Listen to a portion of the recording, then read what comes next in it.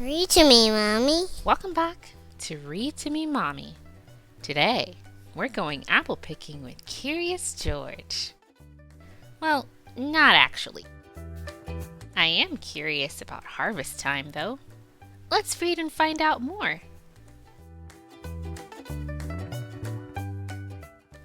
Let's get started reading Curious George Apple Harvest, adaptation by Lynn Polvino.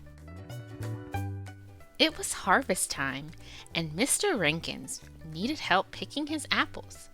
George and his friend, the man with the yellow hat, were happy to lend a hand. Or foot. Mr. Rankins explained that they needed to collect every single apple.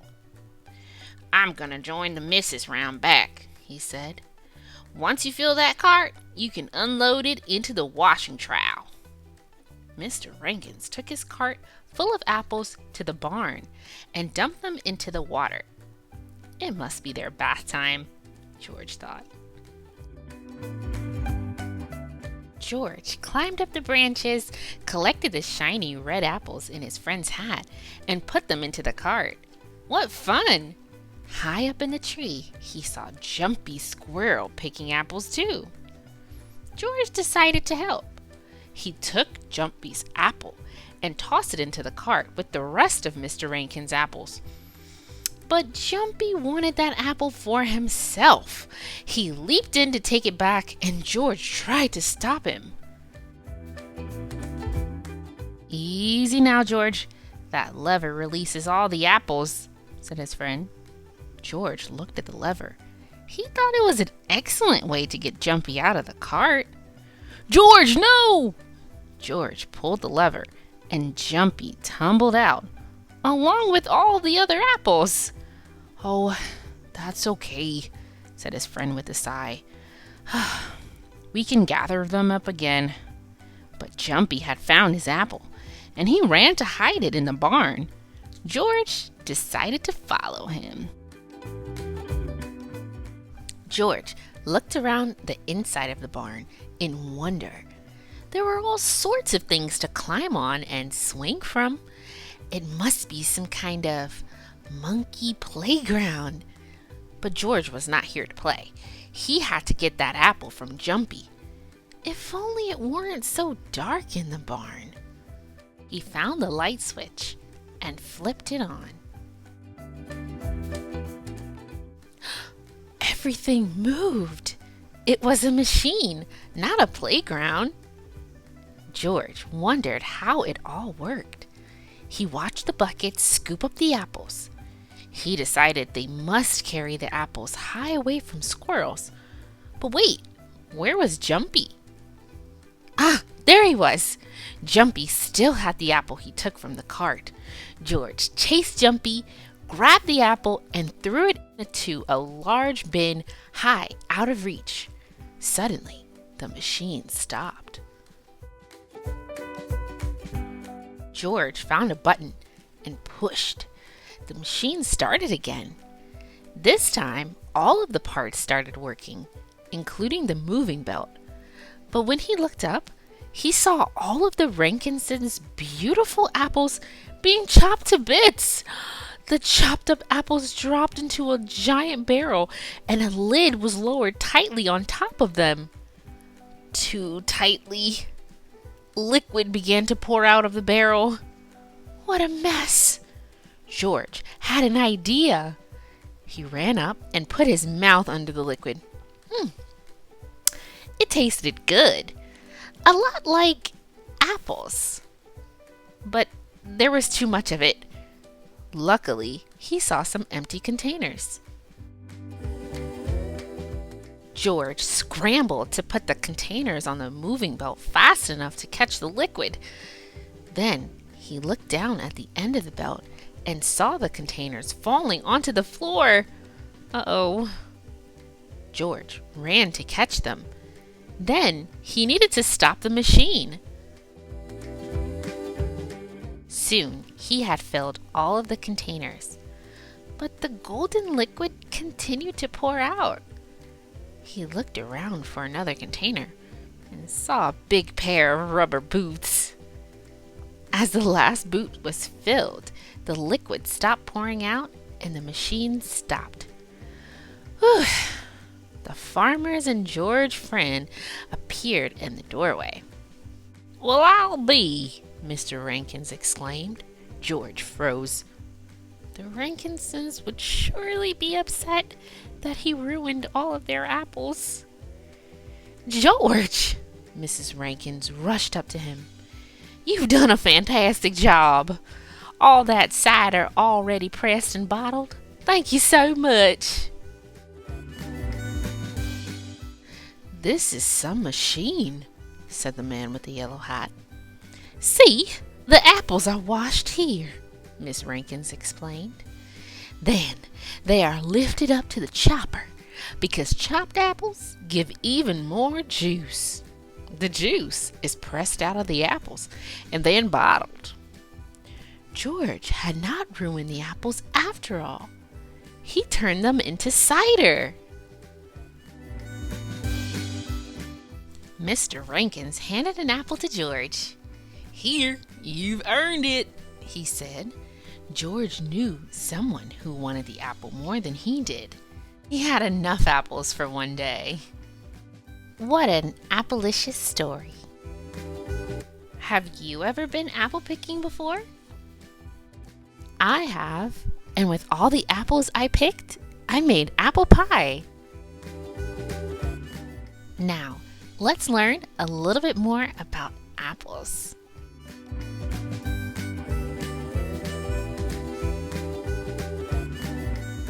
Apples come in all colors, shapes, and sizes, but they all start out as seeds. Then they grow into seedlings, and then trees.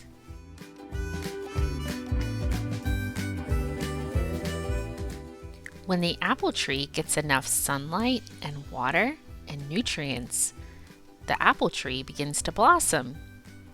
And then eventually those blossoms turn to fruit. Apples, to be exact.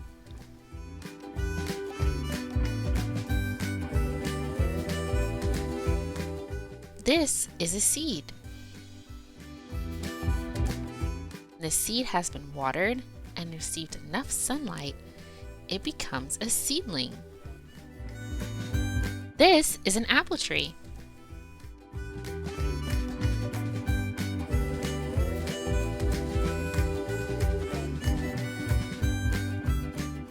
Then the tree blossoms into a flowering apple tree. And then those big, juicy red apples are ready to grow.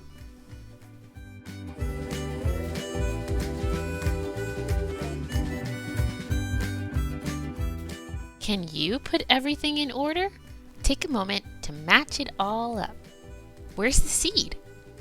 Where's the seedling? What about the tree? Or the blossom? And where's the apple?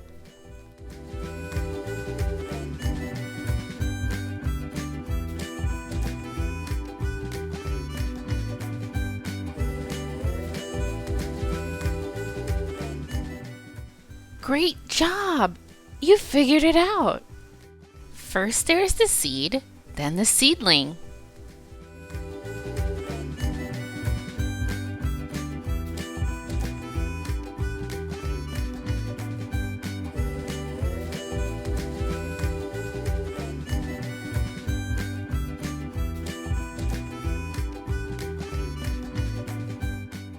Then the tree and the flower.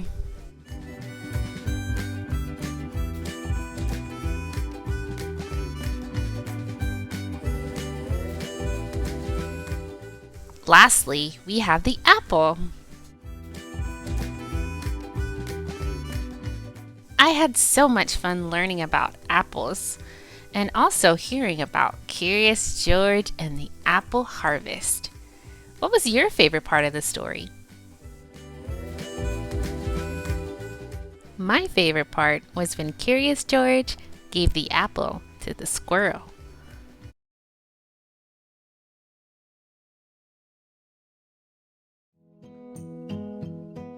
George needs help.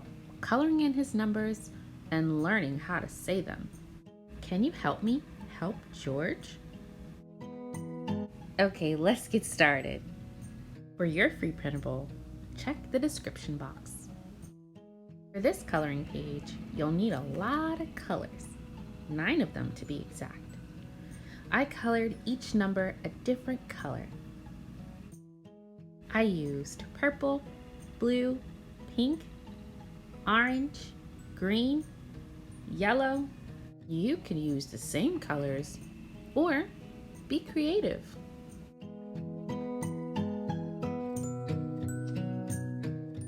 First, color in the number 1, then 2, 3, 4, 5, 6, 7, 8, and 9.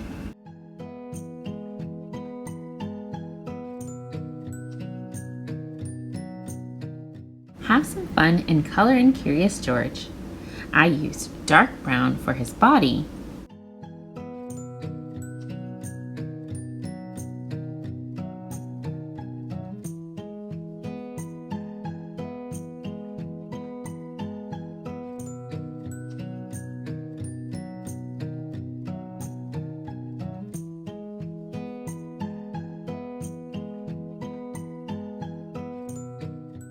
And then I used a light brown for his face, ears, hands, and feet.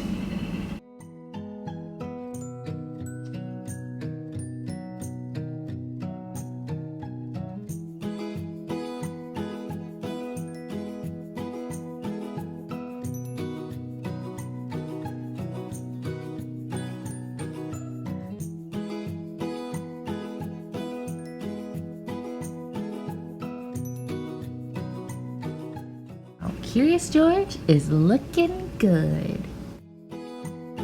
Can you help me find which number is missing? Look very closely because there's a number missing.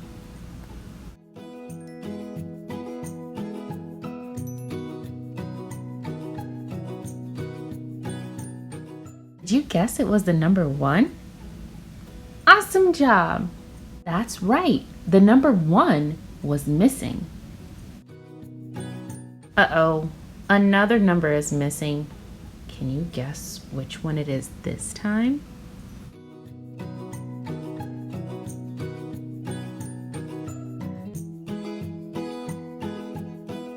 That's right, the number 3 was missing.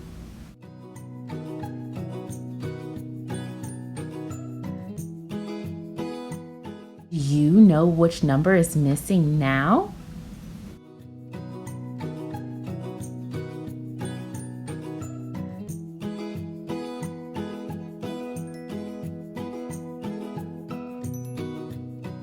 You guessed it, the number 5.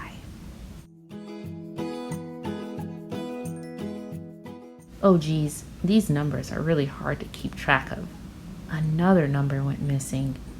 Do you know which one it is?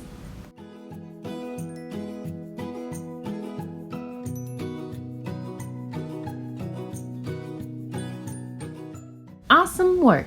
The number 7 is missing. Okay, another one went missing. Do you know which one it is this time?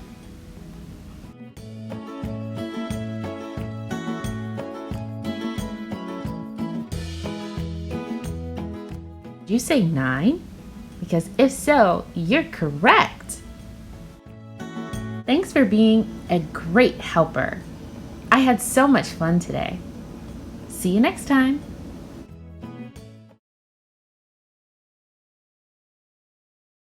Today we're reading Curious George Goes to the Zoo, written by Cynthia Platt, illustrated in the style of H.A. Ray by Margaret O'Keefe Young. This is George. George is a good little monkey and always very curious. Today, George was feeling very excited. The man with the yellow hat was taking him to the zoo. As they drove, the man explained to George that this wasn't just any zoo that they were going to visit. "It's called a wild animal park," the man said. "All of the animals roam around freely." When they arrived, George saw a huge banner. George looked up at it, but he couldn't read the words. A friendly zookeeper explained, "It's an extra special day here at the Wild Animal Park," she said. "It is our baby rhino's first birthday. We're going to have a party for her later on." A party? Oh wow, this was going to be a wonderful trip to the zoo. George tried to walk into the park where the animals were, but the zookeeper stopped him. "Oh no, you can't walk in there," she said. "To explore this zoo, you have to ride in one of our special cars." She pointed to a huge car that had no roof on it. Oh my, what fun this was going to be! George and his friend climbed on board and the car drove into the park. Soon they were in the midst of the Wild Animal Park. "Look over there," said the zookeeper. "There is our pride of lions. We have a large family here." George pointed in the other direction. "Yes, George," said the zookeeper. "I see the giraffes too. Their tall necks help them eat leaves from the treetops. And there are 2 ostriches running this way." George was happy to see so many amazing animals. The zoo car drove past a small pond. Pink flamingos waded in the water. Their heads bobbed up and down as they walked on spindly legs. "The flamingos turn pink because they eat so many tiny pink shrimp," said the zookeeper. But George was not listening. He had never seen flamingos before, and he was curious about how those flamingos were moving. He leaned out of the back of the zoo car as far as he could to take a look. But then, oh, what happened? Well, first George lost his balance. Then he fell, kaplunk, right out of the zoo car. His friend hadn't noticed that he had fallen. George ran as quickly as he could toward the pond, and the flamingos bobbed their heads and lifted their feet one at a time. It looked like they were dancing, and George danced with them. Suddenly, the water in the pond started to move. Then a hippo popped its head out from under the water. What a surprise! George stopped dancing to take a look. The hippo opened its huge mouth as if it were yawning, and George opened his mouth wide too. It was fun to act like the hippo. Just then, George noticed that something was rustling in the reeds near the pond. George was curious. He wanted to see what was there. In an instant, he jumped over to the reeds. He poked his nose inside and saw a baby rhino. The tiny rhino was cute, but she looked a bit sad and a little bit lonely. George wanted to make that baby rhino feel happy again. He thought and thought. Maybe the baby rhino would like the flamingo dance. So he jumped and bobbed his head and danced his feet up and down. The baby rhino peeked her head out of the reeds so that she could watch. George danced more, and the rhino walked out of the reeds. She was curious too. They were having so much fun that George didn't notice what was behind him. The zookeeper stomped over to George. She did not look happy. The man with the yellow hat was running right behind her. "You are a little naughty monkey," said the zookeeper. "You were supposed to stay in the car. You and your friend will have to go now." George walked to the man's side. He waved goodbye to the baby rhino. The man and the zookeeper turned to see whom George was waving to. The baby rhino! Why, we've been looking for her all day, said the zookeeper. She got separated from her mother. George was glad to see the zookeeper looking happy again. He and the man started walking toward the exit. The zookeeper ran to stop them. Oh, thank you, George, for finding our baby rhino for her birthday party. Just in time for her. Will you join us for some cake? George jumped with glee. He had forgotten about the party, and he did love cake. The man and George followed the zookeeper and the baby rhino back to zoo headquarters. The rhino's mother was waiting for her there.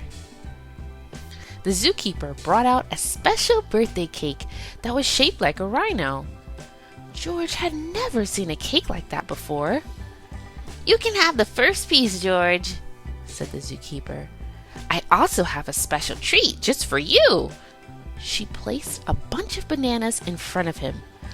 Oh, George was very happy to have a tasty banana, but he saved room for some cake too. Have you ever been to the zoo? Or maybe a wildlife animal park? I have. Let's learn some more fun facts about the animals we've heard about. First, let's start out with hippos. Did you know hippos are herbivores, meaning they fuel their bodies with plants? Hippos eat, on average, 80 pounds of grass each night. Hippos are strong swimmers. They can hold their breath for an average of 5 minutes. They also are most active at night. Most of the hippos' foraging and activities happen during the night. They leave their resting waters near dusk and return in the morning. Hippos also produce a red, oily liquid that acts as a natural sunblock to protect their skin against the sun's harsh rays. Now onto flamingos. A flamingo's color varies depending on what it eats, and they're most famous for their bright pink feathers, stilt-like legs, and an S-shaped neck. Their favorite foods include shrimp, snails, and algae. To eat, a flamingo plunges its head into the water, twists it upside down, and scoops up the fish using its upper beak like a shovel. Flamingos appear to run on water because they have webbed feet that they use to gain speed before lifting up into the sky. Now onto giraffes. Giraffes have really long necks, and they're herbivores, meaning that they eat plants. They usually eat almost 75 pounds of food in a day, and they love to eat leaves from the tops of trees. Giraffes spend 16 hours or more eating and traveling to find food. Their height and eyesight allow them to see for long distances, perfect for finding food or running or hiding from hungry lions. And they're pretty fast. They can run at speeds of 35 miles per hour. Lions live in large families called prides. They are fierce predators with canine teeth more than 3 inches long. Ostriches are the largest of all the birds. Though they can't fly, they are very fast runners, and they run up to speeds of 45 miles an hour. That's faster than a giraffe. Rhinoceroses, or rhinos, have horns on their nose that look very powerful, but the horns are actually made of a material similar to fingernails, and like fingernails, they can grow back if they're cut. Now, of all the animals that we've heard about today, which one is your favorite? Be sure to like and subscribe for more videos of Color with Me's, story times, and more. Bye for now.